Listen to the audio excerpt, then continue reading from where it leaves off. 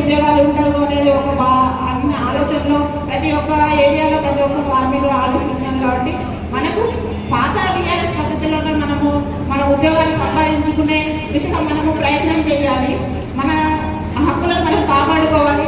మన బీఆర్ఎస్ కూడా మన కోసం ఎన్నో హక్కులు సాధించి పెట్టారు. మనకు ఏ సమస్య ఉన్నా సార్ చెప్తే ఏ చిన్న సమస్యకి ఎలాంటి మనం పోరాటం చేయగలము, ఎలా సాధించుకోగలము అనేది సార్ మనకు ఎప్పటికప్పుడు వివరిస్తూ మనను ముందుకు తీసుకెళ్తా ఉన్నారు. ఇలాంటి సార్లుగా మనకు ఉన్నంత కాలం మనము ఎవరికి భయపడాల్సిన అవసరం లేదు. హెచ్ఎంఎస్ అంటేనే ఒక బ్రాండ్ హెచ్ఎంఎస్ పేరు చెప్తేనే ఎవరు కానీ ఎంత పెద్ద వాళ్ళైనా కూడా పేరు చెప్పగానే భయపడతారు. అలాంటి మన సంస్థలు మన హెచ్ఎంఎస్ వాళ్ళు చిన్న కార్యకర్త వచ్చిన హెచ్ఎంఎస్ వాళ్ళు వచ్చారు అనే ఒక అది మన అధికారులలో ఉంది.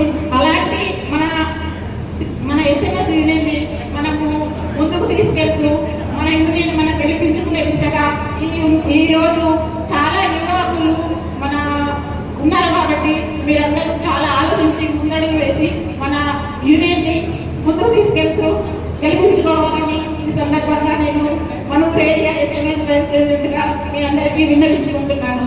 ఈ అవకాశం కలిగించిన మీ అందరికీ ధన్యవాదాలు.